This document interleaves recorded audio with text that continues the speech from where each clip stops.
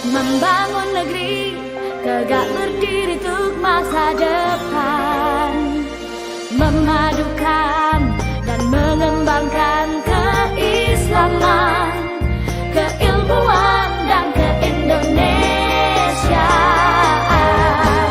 Serukan UIN, Sunan Kalijaga, unggul dan terkemuka.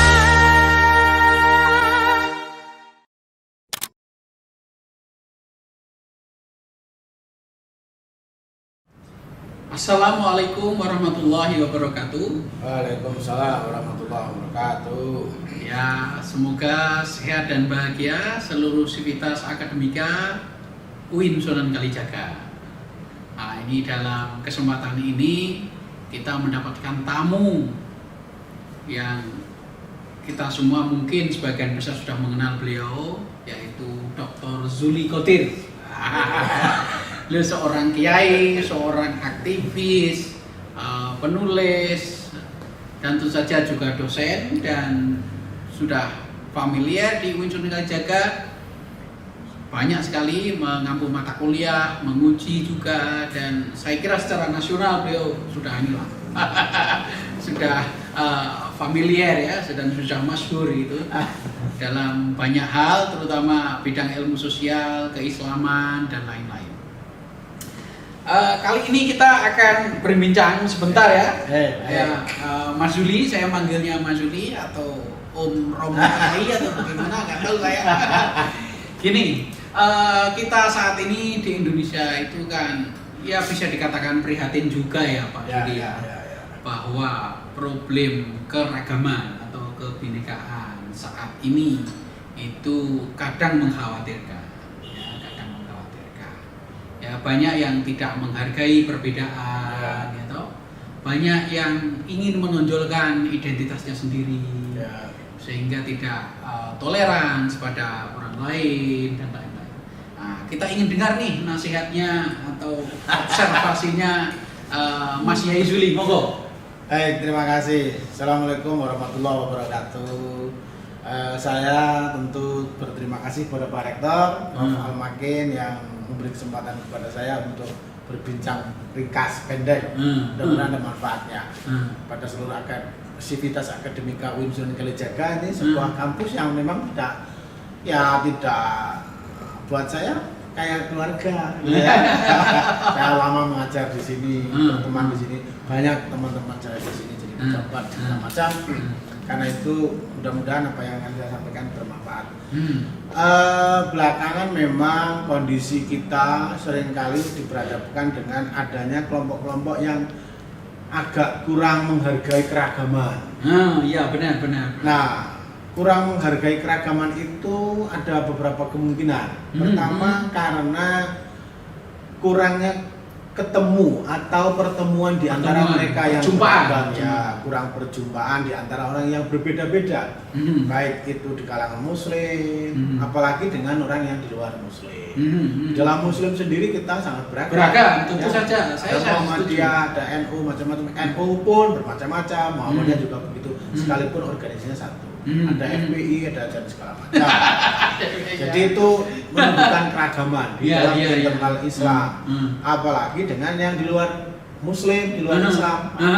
Jadi perlu ada perjumpaan yang agak intensif untuk mengurangi orang tidak mau menghargai, karena tidak pernah ketemu, tidak pernah berjumpa, tidak ngerti perbedaan-perbedaan yang sebetulnya sifatnya di permukaan atau artificial, yang sifatnya ritual. Karena kalau menurut saya sebetulnya perbedaan itu pada substansinya banyak yang tidak berbeda. Misalnya soal ibadah, betul prakteknya beragam, tetapi kan substansinya sama, yaitu beribadah kepada Tuhan. Nah, itu ada banyak orang yang agak kurang mau menghargai. Yang kedua, adanya informasi yang memang disalahpahami dan disalahpahamkan orang. Menarik. Disalahpahamkan ini yang menarik. Jadi ini sebetulnya sesuatu yang biasa, yang benar, tetapi kemudian disampaikan kepada publik dengan cara yang salah sehingga orang memahaminya salah. Itulah yang disebut disalahpahamkan kepada orang lain. Ini menjadi dampak kurang menghargainya keragaman. Yang ketiga, ada orang yang tidak mau belajar terhadap pengalaman masa lalu, historis masa lalu, dan realitas sosial yang ada di Indonesia. Ini menurut saya tugas berat UIN, Pak Rektor. Harus menjaga ini semua, dan ini penting sekali. Gitu Ya, terima kasih. Saya sangat setuju sebetulnya dengan Mas Zuli ini ya. Memang selama ini orang itu cenderung memilih pertemanannya, memilih kelompoknya, memilih bergerombol istilahnya itu. Jadi orang cenderung memilih yang sama itu ya. Sesama orang Jawa berkumpul, sesama orang Jawa pun macam-macam sedaerah berkumpul gitu ya. Bahasanya yang sama gitu berkumpul gitu ya. Sehingga dia tidak terekspos ya, tidak terpapar pada budaya, tradisi, dan juga mungkin iman yang berbeda. Betul. Ini menarik ya. Jadi misalnya kita punya sahabat itu ya cenderung sama. Betul. Dari itu kecil. menurut saya salah satu penghalangnya ya. Harusnya kan kita melintasi itu semua betul bahwa saya tidak bisa memilih lahir dari rahim seorang Jawa Tengah misalnya. Pak Makin tidak bisa memilih lahir dari seorang rahim ibu Jawa Timur. Memang tidak bisa memilih. Tapi begitu sudah lahir, kita bisa melihat dunia. Oh ternyata di dunia ini bukan hanya orang Jawa Tengah, bukan hanya orang Jawa Timur juga. Tapi kadang-kadang kita cenderung saya lebih suka, lebih nyaman dengan yang satu daerah, satu etnis. Menurut saya itu penghalang, menurut saya. Ya benar, saya sangat setuju. Dan ini tidak hanya pada etnis, budaya dan tradisi, tapi juga iman saya kira. Ya. Jadi kita harus coba bersahabat dengan orang yang sedikit keyakinannya berbeda, mungkin dimulainya ya. Mungkin tidak harus ekstrim orang yang benar-benar berbeda dalam beribadah, tapi sedikit mazhabnya berbeda aja saya kira sangat penting gitu ya. Saya kira itu bisa menambah daya spiritual paling tidak lagi. Jadi bisa menambah, ternyata ada orang yang paham keagamannya berbeda dengan saya ya, dan itu tidak membuat saya harus ikut dengan dia. Tidak harus, tapi kemudian ternyata memang ada yang berbeda, dan saya berbeda dengan dia tidak ada masalah, dia berbeda dengan saya tidak masalah. Menurut saya ini menambah daya spiritualitas menurut saya ya. Iya, sebetulnya itulah yang disebut Indonesia. Oke, jadi saya sangat setuju pada dasarnya ya bahwa kita harus terbuka, dimulai dari pertemanan ya, bahwa teman kita juga harus dimulai dengan teman yang sedikit berbeda ya. Jika tidak ingin terlalu ekstrim perbedaannya ya pelan-pelan lah. Kita punya teman yang berbeda, baik itu dari sisi organisasi kemahasiswaan, organisasi keagamaan, atau mungkin masjidnya berbeda ya. Masjid yang sebelah selatan sungai dengan sebelah utara sungai, atau barat jalan, timur jalan gitu ya, masjidnya berbeda. Nanti lama-lama kan itu semangat pertemanan yang berbeda itu akan memicu penghargaan yang berbeda, gitu ya kira-kira Mas Uli? Saya kira harus dimulai ya. Kita tidak ada istilah kata terlambat untuk memulai sebuah nation building, sebuah pembangunan bangsa, sebuah keinginan yang besar menuju Indonesia yang lebih baik. Bagaimanapun sekarang ini sedang terseok-seok ya. Kita ibarat kapal selalu dikatakan, wah jangan sampai karam.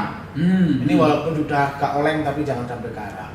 Dan kekaraman itu jangan sampai disebabkan karena kita sendiri orang yang beragama yang membuat, ini berbahaya sekali. Itu yang saya sebutkan tugasnya UIN berat sekali Pak Rektor. Bagaimana UIN ini membangun UIN untuk menjadikan Indonesia yang terbuka. Dimulai dari UIN. Dimulai dari UIN orangnya terbuka, menerima berbagai macam paham keagamaan. Tidak menerima itu tidak berarti kita harus masuk menjadi kita menerima paham keagamaan yang berbeda, menerima orang yang beragam. UIN itu tidak milik Muhammadiyah, bukan milik NU, bukan milik HTI, bukan Ahmadiyah, tapi ini orang ada. Kemudian kita dengarkan pendapatnya, dan kemudian kalau dia bagus kita terima, yang bagus, kalau tidak kita buang, misalnya begitu. Tapi kita menghargai mereka dan kita hormati mereka dari UIN. Sehingga apalagi ini institusi keislaman ya, ini penting sekali. Dan bagaimanapun Islam di Indonesia adalah terbesar di muka bumi, prosentasenya. Jangan sampai kemudian jumlahnya besar, perannya besar, tetapi kontribusinya sedikit. Sayang sekali kan? Iya. Ini menurut saya penting. Jadi keterbukaan dimulai dari UIN dan itulah kita harus bangun keagamaan, keislaman yang moderat menurut saya. Iya. Sekali. Ya, ini menurut saya adalah apa ya, semangat bagi saya. Ya. Ini bentuk bantuan dan bentuk dorongan bagi UIN untuk berperan lebih maksimal lagi ya. Ya, ini harus kita mulai dan saya kira UIN mempunyai dasar-dasarnya.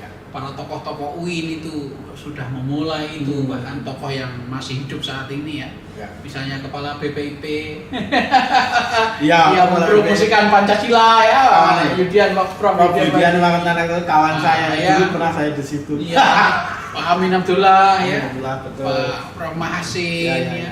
Ini artinya public figure yang mereka menawarkan konsep pertemanan, persahabatan yang lintas ya.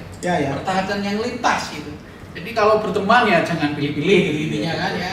Apalagi kan dulu mantan Menteri Agama yang mendirikan Fakultas Usuluddin. Pak Piali ya, benar. Jadi the founding fathers Fakultas Usuluddin yang menuju pada keragaman, menuju pada keterbukaan, moderasi keagamaan itu salah satunya. Orang itu jadi sama ngelak dalam Bapak Piali.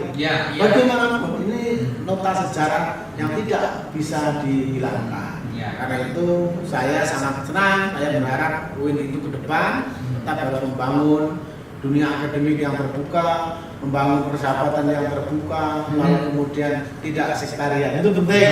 Iya. Terima kasih. Itu bentuk support, bentuk dorongan yang sangat saya hargai dan saya kira UIN mendapatkan kehormatan itu. UIN harus leading di depan karena akhir-akhir ini banyak sekali gejala-gejala ya terus terang saja misalnya dalam tanda kutip intoleransi ya di antara kita sendiri. Jadi ini mulai muncul itu di antara kita sendiri sebetulnya. Dan kemudian dikembangkan dan siapa tahu atau ya kita tidak berburuk sangka ada yang memanfaatkan secara politik ini kan merugikan bangsa ya kan. Ya dunia akademik seperti UIN jangan sampai terprovokasi lah bahasa pergerakannya terprovokasi untuk terlibat di situ. Harus dijaga betul marwah UIN-nya ya. Saya kira ini penting sekali dan mudah-mudahan Pak Rektor bisa menjaga. Iya, saya kira saya siap untuk bekerja sama dengan siapapun dan sebetulnya baik di Fakultas Usuluddin yang tadi disebut masih ada studi agama-agama. Ini juga kita harapkan berkontribusi lebih luas lagi. Di pasca sarjana juga sama. Di situ sudah beragam ya para mahasiswanya dari sisi etnis, agama, kemudian negara. Dan ingat kita juga punya ICRS loh, Indonesian Consortium for Religious Studies itu kerjasama UGM, Kristen Duta Wacana dan UIN Sunan Kalijaga. Nah ini merupakan simbol kita bersama bahwa walaupun berbeda kita tetap harus bekerja sama. Saya kira dulu. Terima kasih banyak Mas Batir ya. Saya ucapkan selamat untuk memegang amanah. Amin. Mudah-mudahan selamat dan makin memberikan kontribusi kepada bangsa dan negara. Mari kita ucapkan tagline kita. UIN Sunan Kalijaga untuk bangsa, UIN Sunan Kalijaga mendunia. Ayo mari kita. Ayo. UIN Sunan Kalijaga untuk bangsa, UIN Sunan Kalijaga mendunia. Demikian, terima kasih. Assalamualaikum warahmatullahi wabarakatuh. Waalaikumsalam.